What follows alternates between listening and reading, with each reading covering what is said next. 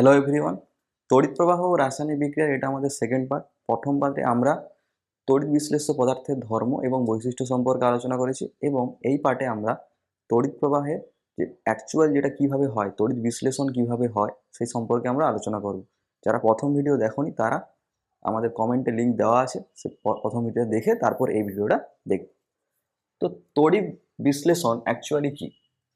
তড়িৎ বিশ্লেষণ হচ্ছে কি না, আমরা যে সমস্ত তড়িৎ বিশ্লেষ্য পদার্থ পড়ছিলাম, সেই তড়িৎ বিশ্লেষ্য পদার্থের মধ্যে যখন আমরা কারেন্ট পাঠাবো, অর্থাৎ তড়িৎ বিশ্লেষ্য পদার্থ যখন গলিত অবস্থায় আছে অথবা জলে দ্রবীভূত অবস্থায় আছে, তখন যদি আমরা তার মধ্যে কারেন্ট পাঠাই তাহলে কি হবে না, তার রাসায়নিক পরিবর্তন ঘটে। এবং রাসায়নিক পরিবর্তন যদি ঘটে তার মানে কি হবে, রাসায়নিক পরিবর্তনের ফলে নতুন ধর্ম বিশিষ্ট পদার্থ উৎপন্ন হবে। এই যে টোটাল প্রসেস, এই টোটাল প্রসেসকে আমরা কি বলবো না, তড়িৎ বিশ্লেষণ। সংজ্ঞায় আমাদের কি বলা হয়েছে না, গলিত অথবা উপযুক্ত দ্রাবকে দ্রবীভূত অবস্থায় কোনো তড়িৎ বিশ্লেষ্য পদার্থের মধ্য দিয়ে তড়িৎ প্রবাহ চালনা করলে যে প্রক্রিয়ায় পদার্থটি রাসায়নিক পরিবর্তনের ফলে নতুন ধর্ম বৈশিষ্ট্য পদার্থ উৎপন্ন হয়, সেই প্রক্রিয়াকে আমরা কি বলবো না, তড়িৎ বিশ্লেষণ। অর্থাৎ তড়িৎ বিশ্লেষণ হচ্ছে অ্যাকচুয়ালি কি হচ্ছে না, তড়িৎ বিশ্লেষ্য পদার্থ যে সমস্ত আছে তাদের মধ্যে আমরা কি করবো না, কারেন্ট পাঠাবো, এবং কারেন্ট পাঠানোর ফলে কি হবে না, তার রাসায়নিক পরিবর্তন ঘটবে, এবং রাসায়নিক পরিবর্তনের ফলে নতুন ধর্ম বৈশিষ্ট্য পদার্থ উৎপন্ন হবে। সেই টোটাল প্রসেস বা প্রক্রিয়াটাকে আমরা কি বলবো না, তড়িৎ বিশ্লেষণ। এবার আমরা দেখবো তড়িৎ বিশ্লেষণ অ্যাকচুয়ালি কিভাবে করা হয়। তো তড়িৎ বিশ্লেষণের জন্য এরকম আমরা একটা পাত্র নিই, যে পাত্রে তড়িৎ বিশ্লেষণ করা হয় তাকে আমরা বলি ভোল্টামিটার। এরপর কি করা হয় না, এই যে পাত্রটা আছে এই পাত্রের মধ্যে আমরা তড়িৎ বিশ্লেষ্য পদার্থটাকে নিই। এখানে তড়িৎ বিশ্লেষ্য পদার্থ নেওয়া থাকে, এবং এই পাত্রের মধ্যে এরকম দুটি ধাতব দণ্ড অথবা অধাতব দণ্ড ব্যবহার করা হয়, যেগুলো কি হয় না, তড়িতের সুপরিবাহী। ধাতব দণ্ড হিসেবে আমরা ইউজ করতে পারি কপার, প্লাটিনাম। অধাতব দণ্ড হিসেবে আমরা ব্যবহার করি গ্যাস কার্বন,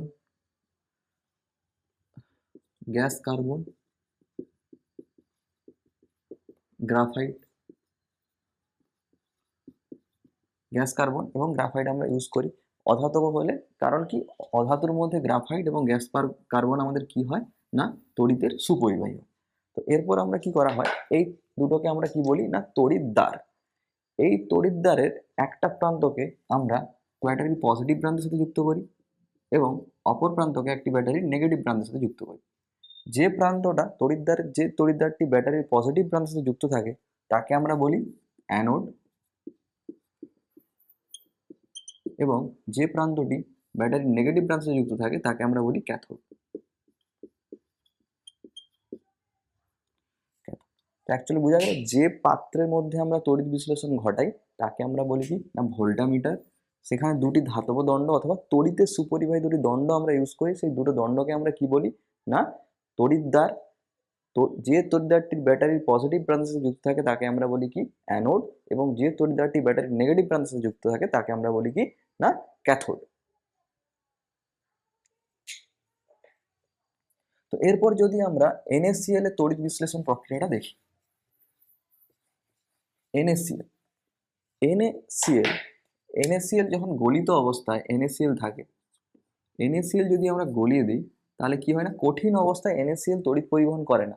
কারণ কি না, কঠিন অবস্থায় NaCl এর মধ্যে কি থাকে না, না ক্যাটায়ন অথবা অ্যানায়ন উপস্থিত থাকে না। কিন্তু যখনই সেটা গলে যায়, যখন সেটা গলে যাবে তখন কি হবে না, এই NaCl থেকে আমরা Na+ এবং Cl- দুটো আয়ন পাই। Na+ কে আমরা বলি কি না, ক্যাটায়ন, এবং Cl- কে আমরা বলি অ্যানায়ন। তো আমরা দুটো আয়ন পাচ্ছি, একটা হচ্ছে ক্যাটায়ন এবং একটা অ্যানায়ন। তো যখন এই দ্রবণের মধ্যে, অর্থাৎ যখন NaCl গলিত অবস্থায় তড়িৎ বিশ্লেষ্য হিসেবে আমরা এই ভোল্টামিটার ইউজ করব, তাহলে আমাদের এখানে কি কি আছে না, Na+ এবং Cl- আয়ন উপস্থিত আছে। এইবার যে তড়িৎদ্বারটি আমাদের ব্যাটারির পজিটিভ প্রান্তের সাথে যুক্ত আছে, তো সেখানে কি এই পুরো ধন্যটা আমাদের কি না প্লাস, আর যে দণ্ডটি আমাদের ব্যাটারির নেগেটিভ প্রান্তের সাথে যুক্ত আছে সেটা পুরোটা আমাদের কি না মাইনাস। এবার আমাদের এই যে NaCl এর গলিত অবস্থায় NaClটা আছে, সেই NaCl এর মধ্যে আমাদের কাছে Na+ এবং Cl- আয়ন উপস্থিত আছে। তো এটা হচ্ছে পজিটিভ চার্জ। তো পজিটিভ চার্জ কি দ্বারা আকৃষ্ট হবে? না পজিটিভ চার্জ অর্থাৎ Na+ ক্যাথোডে আসবে, পজিটিভ চার্জ মাইনাসে আসবে, প্লাস মাইনাস পরস্পরকে আকর্ষণ করে, তো এই পজিটিভ চার্জ কোথায় যাবে? না ক্যাথোডে। যেহেতু ক্যাথোডের চার্জ আমাদের নেগেটিভ, তাহলে Na+ আয়ন যেটা আছে সেটা আমাদের কোথায় যাবে? না নেগেটিভ চার্জ যেহেতু ক্যাথোডে যাবে, তো এখানে এলো। এবং Cl- কি হবে? না Cl- যেহেতু মাইনাস আছে, তো Cl- আমাদের আসবে কোথায়? না অ্যানোডে। যেহেতু মাইনাস প্লাসের কাছে আকৃষ্ট হবে। তো কি হয় যদি আমরা দেখি ক্যাথোডে Na+টা আমাদের ক্যাথোডে আসছে, Na+ ক্যাথোডে এসে কি করে? না Na+ যেহেতু প্লাস আছে তার মানে কি এখানে ইলেকট্রনের ঘাটতি আছে, এবং ক্যাথোড মানে কি নেগেটিভ, নেগেটিভ মানে কি সেখানে ইলেকট্রন থাকবে। তো Na+ কি করবে? ক্যাথোডে গিয়ে একটি ইলেকট্রন গ্রহণ করে Na উৎপন্ন করবে। ক্লিয়ার? কি হয়েছে? না Na গেছে, এর কাছে একটা ইলেকট্রনের ঘাটতি আছে, তো Na+ গিয়ে একটা ইলেকট্রন ত্যাগ করে Na উৎপন্ন করছে। এবং সেম ভাবে Cl- এখানে একটা ইলেকট্রন কি আছে? বেশি আছে, এবং অ্যানোড মানে কি প্লাস, তার মানে ইলেকট্রন সেখানে কি আছে? না ঘাটতি আছে।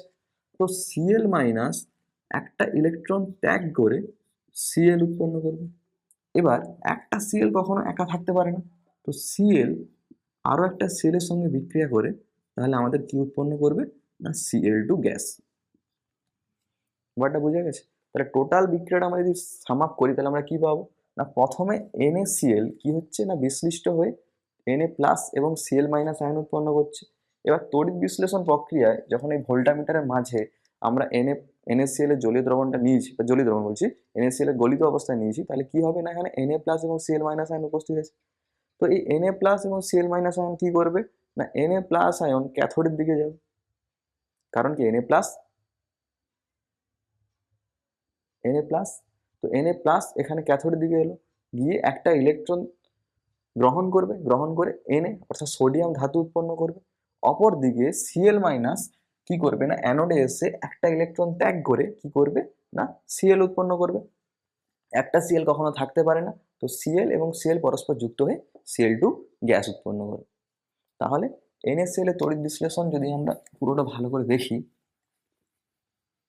প্রথমত তড়িৎ বিশ্লেষণ কিরকম হবে? না NaCl প্রথমে বিশ্লিষ্ট হয়ে আমাদের Na+ এবং Cl- আয়ন দিচ্ছে। এবার কি হচ্ছে? না আমরা দেখব কি অ্যানোড বিক্রিয়া। অ্যানোড বিক্রিয়াতে কি হচ্ছে? না